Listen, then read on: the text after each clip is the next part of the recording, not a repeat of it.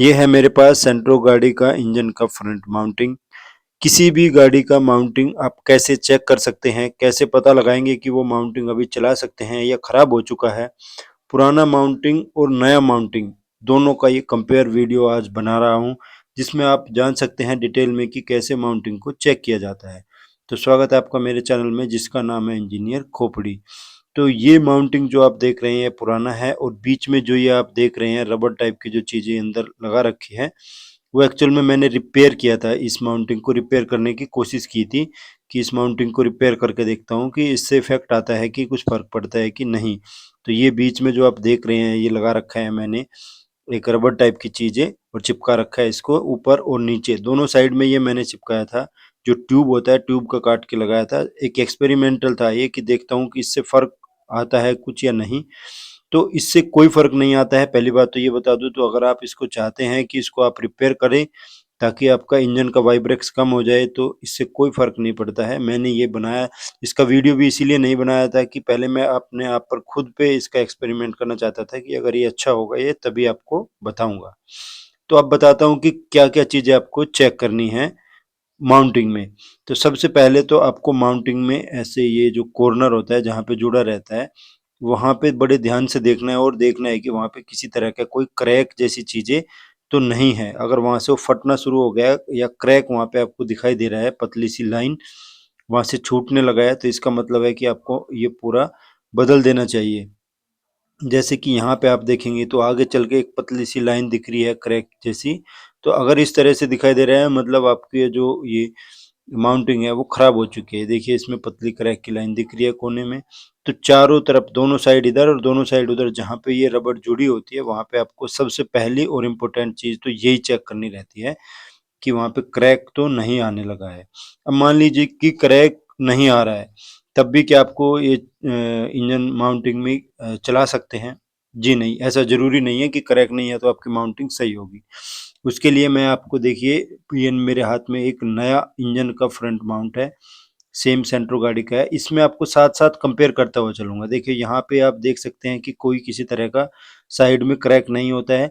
दोनों को आपको बता रहा हूँ कि दोनों में क्या फ़र्क होता है, कैसे आपकी माउंटिंग खराब होती है। इसीलिए दोनों का कंपेयर वीडियो बना रहा हूँ, नया और पुराने का। तो इसमें नए वाले में आप देख सकते हैं कि कितना ये अच्छी तरह से इसमें रबड़ जो है वो वहाँ पे चिपकी हुई है, और किसी तरह का कोई क्रैक किसी भी साइड में इधर या उधर कहीं पे भी नहीं रहता है। ऐसा ज़रूरी नहीं है कि अगर आपकी पुरानी माउंटिंग में क्रैक नहीं है तो वो सही है, ये बिल्कुल भी ज़रूरी नहीं है।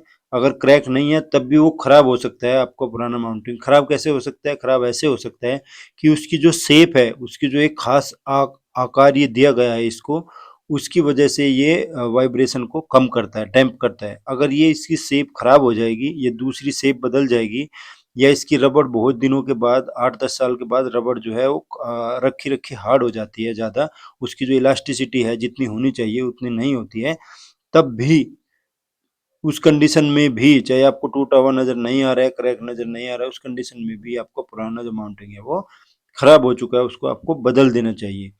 चाहे वो क्रैक दिखे या ना दिखे। अब दोनों में मैं आपको अंतर दिखाता हूँ। ये दोनों मैंने एक ही लेवल पे रखे हैं, सरफेस पे आप देख सकते हैं, दोनों एक ही दिशा में एक ही हिसाब से दोनों को रखा है। दोनों में इधर से ही एक साइड में, लेफ्ट साइड में ही मैंने इनका दोनों का मुँह करके रखा हुआ है।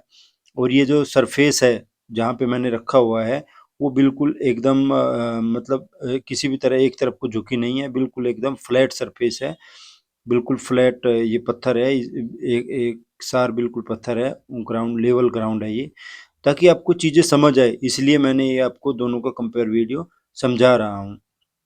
तो यहाँ पे आप मैं आपको स्क्रू ड्राइवर रख के भी दिखा देना चाहता हूँ कि ये जो ग्राउंड है, लेवल है, ये बिल्कुल ये एक लेवल पे है, इधर ऊपर-नीचे नहीं है। इतना ज़ोर इस पे इसलिए दे रहा हूँ क्योंकि आपको दोनों की शेप में अंतर साफ दिखाई दे। अब अगर आप इन दोनों को ध्यान से देखेंगे तो नए वाले में ऊपर से लेके सेंटर तक का जो गैप है वो थोड़ा-सा है, इतना है। देखिए, ऊपर से लेके और ये जो सेंटर जहाँ पे बोल्ट डालते हैं वहाँ तक का गैप इतना है, और नीचे की साइड में नीचे इस वाली लाइन से और सेंटर का गैप ज़्यादा है। जबकि पुराने वाले में अगर देखेंगे तो ऊपर वाला गैप ज़्यादा हो गया है और नीचे वाला जो गैप है वो कम है। इससे इससे साफ दिखाई देता है कि इसका जो नए वाले का जो जब नया होता है उसकी जो शेप है वो कर्व टाइप की होती है, ऐसे उठी हुई, बीच में से उठी हुई रहती है कर्व टाइप की।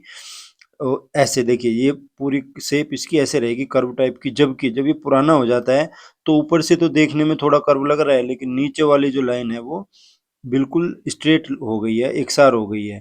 तो इंजन का लोड हमेशा इस पे नीचे की साइड में रहता है, इसलिए जो रबड़ है, ये जो इसकी आकृति है वो नीचे की साइड में ही झुक गई है। जबकि ओरिजिनल जब बनाती है कंपनी, वो इसको आकृति को ऐसे बनाती है कि ऊपर की साइड से जहाँ पे बोल्ट डालते हैं, ये वहां से ऊपर की ओर उठा रहे। इसमें लगातार इंजन का लोड रहता है इंजन का, गाड़ी का, इसलिए ये नीचे की साइड में झुक गई है और इसकी शेप बदल गई है। और शेप बदलने के कारण ही ये अब अच्छी तरह काम नहीं कर रही है। ये इंजन के वाइब्रेशन को डंप नहीं कर रही है, उसको कम नहीं कर रही है, जिसकी वजह से हमें गाड़ी में केबिन के अंदर अगर आप देखेंगे बहुत ज़्यादा वाइब्रेशन अगर आपको फील हो रहा है, तो उसका कारण यही रहता है कि इसकी शेप में कमी आना, इसकी रबड़ की इलास्टिसिटी या ज़्यादा हार्ड या सॉफ्ट हो जाना, या फिर इसके रबड़ जो किनारे से वो क्रैक हो जाना या टूट जाना।